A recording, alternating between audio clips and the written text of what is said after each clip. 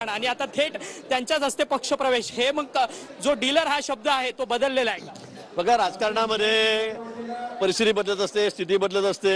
अनेक लोक आपण बघतायत, देशामध्ये बघतायत, राज्यामध्ये बघतायत, पक्षामध्ये येत आहेत, कोणी जात आहेत। मला वाटतं हे चालत असतं। विरोधी पक्षात असताना काही गोष्टी बोलल्याही जातात, बोलाव्या लागतात। पण आज आमच्यासाठी खरोखर आनंदाचा दिवस आहे की एवढं मोठं नेतृत्व काँग्रेसमधलं, जे अनेक वर्षापासून काँग्रेसमध्ये त्याचे पिढ्यानपिढ्या आहेत। शंकरराव चव्हाण त्याचे वडील देशाचे गृहमंत्री होते, अनेक मोठी पदं त्यांनी या ठिकाणी उपभोगली आहेत। आणि त्याचबरोबर अशोकजी 2 वेळा सीएम होते, अनेक मंत्रिपदं त्यांनी उपभोगली आहेत। आणि असं एक सक्षम नेतृत्व भारतीय जनता पक्षामध्ये या ठिकाणी येत आहे। निश्चित त्यांचा मोठा फायदा महाराष्ट्रालाही होईल, त्याचा फायदा मराठवाड्यामध्ये आम्हाला मोठ्या प्रमाणात होणार आहे।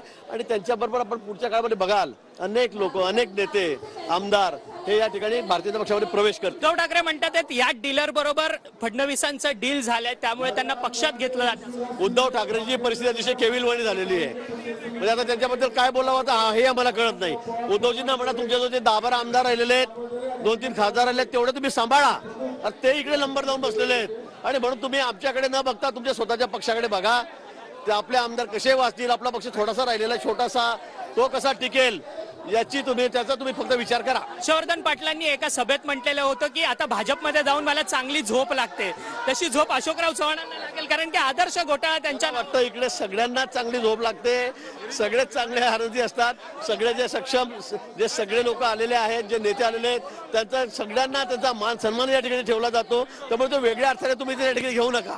परंतु ज्या पद्धतीने आदर्श घोटाळ्याचा आरोप वारंवार तुम्ही केलेला होता, तुम्ही विरोधी पक्षात असताना अशोकराव चव्हाणांवरती मोर्चे काढलेत, विधान भवनावरती मोर्चे काढलेत। संदर्भामध्ये अशोकजी बोललेले आहेत, हायकोर्टाने त्यांना याच्यामध्ये दिलासा दिलेला आहे, सुप्रीम कोर्टात अजून कोणी गेलेलं आहे। मला वाटतं न्यायप्रविष्ट बाब आहे। खरं